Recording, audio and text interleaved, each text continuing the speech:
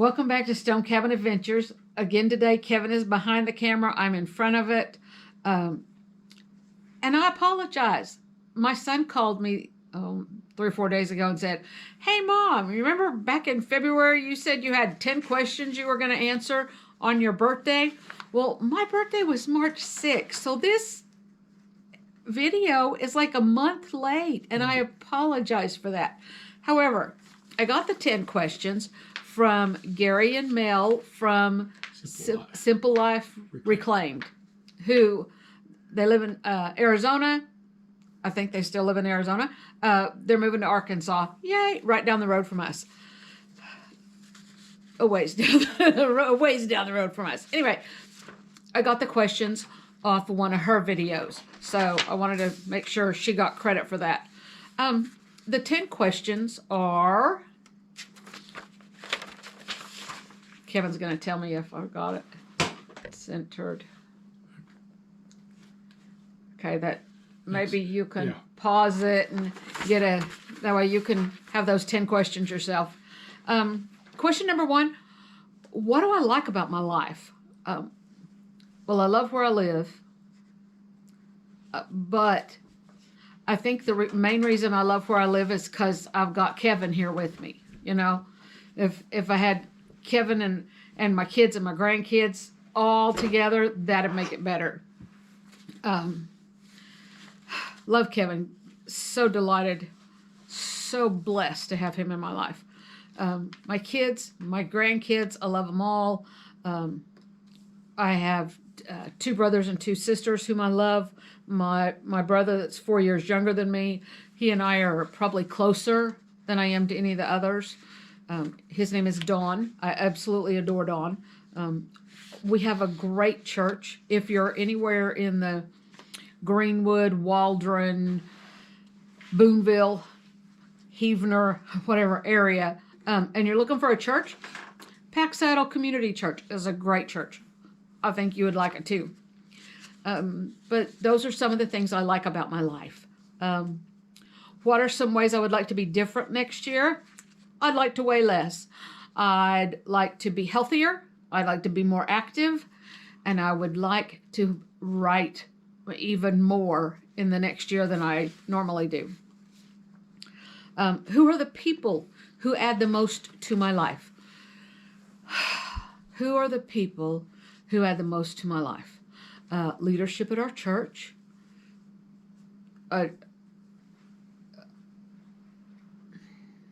Yeah. Any of the people who are in leadership at our church are just phenomenal humans. Kevin absolutely adds the most to my life. My kids, my grandkids, my brother Don, and we also have a really good friend here, Linda Harding. She's kind of related. My daughter married her son, so we share grandbabies, and she helped us. She's a realtor, Linda Harding.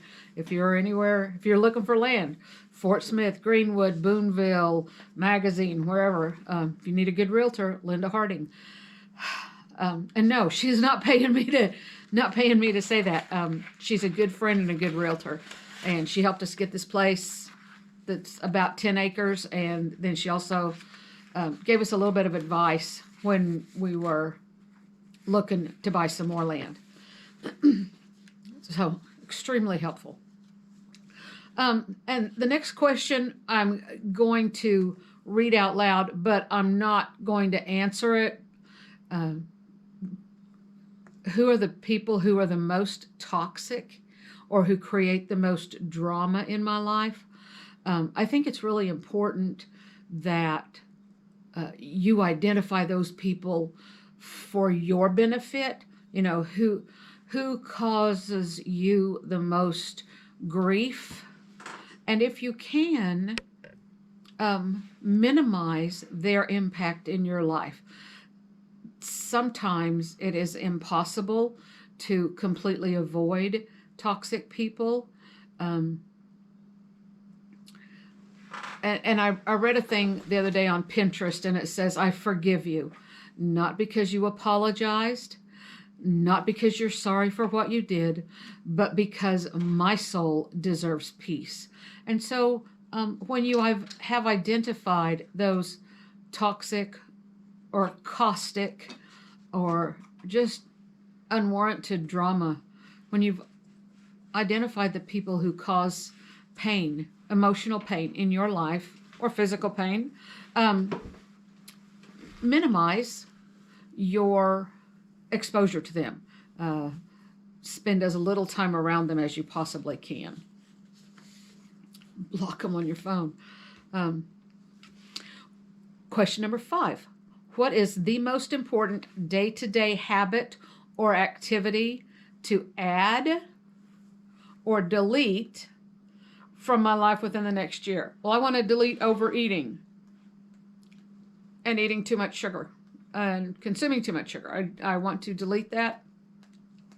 I want to add more exercise. I already exercise 3 times a week, but I think I need to add time each day, as well as maybe exercising 4 times a week instead of 3 times. That's my goal for the year. And then question 6 is, how would I rate my life in the areas of career, finance, health, relationship, growth, fun, and lifestyle? So, you could rate it like stars, moons, hearts, and clovers. Whatever makes sense to you. I did it on a 100% scale. My career, I'm 100% satisfied with my career. I taught school in Oklahoma for 20 years. I retired. Right now I work for Tyson. And while, as with most things in my life, I am looking to trade up, I'd like a better job. I'd like not to have to work at all, but we do need health insurance. So I'm working. Tyson has good insurance. So my career, I'm 100% satisfied with my career right now. Finances, I'm about 90% satisfied with our finances. I'm still paying stupid tax. We are debt-free except our house. We have 3 vehicles. There's 2 of us. So, finance, we're doing well. There's always things we could do better. We got a 15-year note on the house a year and 5 months ago when we bought it. And we should have it paid off within the next 7 years. It should be completely paid on a 15-year note. So we're on track. We're doing some things very well, but we could do better. So we're working on that. It's just, we're spoiled rotten and we want what we want. My health, I'm about 75% satisfied with my health. That's like a C. That's if it was any lower, it would be a low C. It's kind of a middle C. That's not a real comfortable place to be. It's okay. I'm not failing. I'm not in danger of failing, but I do need to be better. Relationship, 100%. I am absolutely spoiled rotten on a daily basis, and I like it that way. So, he treats me like a princess. I treat him like a king. We are good together. Growth. I'm growing. I'm learning. Read my Bible every day. I'm reading books on leadership. Whale Done. Well Done, Whale Done is the book I'm reading now. I've read Gung Ho. I've read Fish. There's just Market Basket is a story about a grocery store that was family issues, and they got the right guy back in charge of running it. So relationship-wise, I'm perfectly content. Growth, I'm at about 85%. I'm growing, but I need to grow more. There's things I need to do better. Fun, I suppose it depends on what you call fun. I can sit in the house at my computer and write when we lived in Oklahoma City, I was sitting there one evening writing, and I was thinking, man, it's getting late. I need to get to bed. It's getting late. And then somebody started shining this crazy light in through the blinds. I thought, who is outside shining a really bright light in through my dining room window? It was the sun coming up. Yes. That was, I can stay awake and write where the rest of the time, if I'm not writing or reading, 8 o'clock, I'm gone. I'm out. Lifestyle, I'm confident. I like the way we live. I like the things we do. We have good friends. We have good, solid friends here. And I like that. I think I've probably got as solid of friendships here as I ever had anywhere. So for lifestyle, I gave myself about an 87. So question number 7. What is something I can do to fix one area of my life that is the most lacking? I could write more. I could always write more. That's just going to be my go-to answer on everything. I need to write more. But Kevin's the one that posts all the videos on YouTube. He's offered to teach me how, and he opens up his software, and I'm like, oh, that's got too many options. I can't deal with that right now. So, and I taught computers. It's just, I didn't teach video editing at all. So I taught engineering and robotics, and I need to spend more time learning about how to do YouTube. How can I remember my plan throughout the year?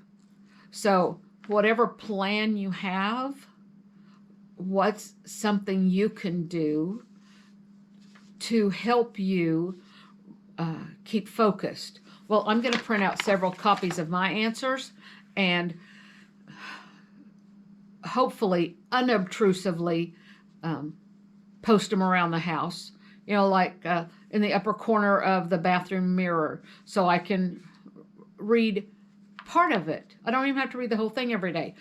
We have a big calendar in the hall where we write down things like job interview, 3 o'clock Thursday, choir practice, 2 o'clock Saturday, or 4 o'clock Sunday, or whatever important things coming up in your life, you write down where you do, and I can put a copy of the things I need to do to be better on my calendar.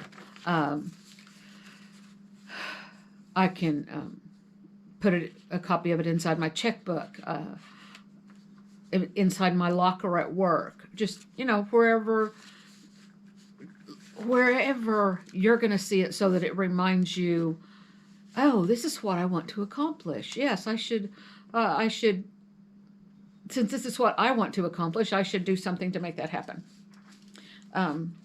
The Bible says people perish for a lack of vision. So you need to write down your vision, keep it, make it plain. Write it down. What do you want? Who can I trust to help me get to where I need to be? Kevin, Dawn, Linda, my kids, my grandkids. If I say, hey, I need help on this, they'll all just send me little text messages or gifts or something, to little funnies to help me remember what I need to get done. And if there is a gap, some of you people may not have gaps. I have gaps. If there's a gap between where I am and where I want to be, what is one step I can take today? What's one thing I can do today to help me get to where I need to be?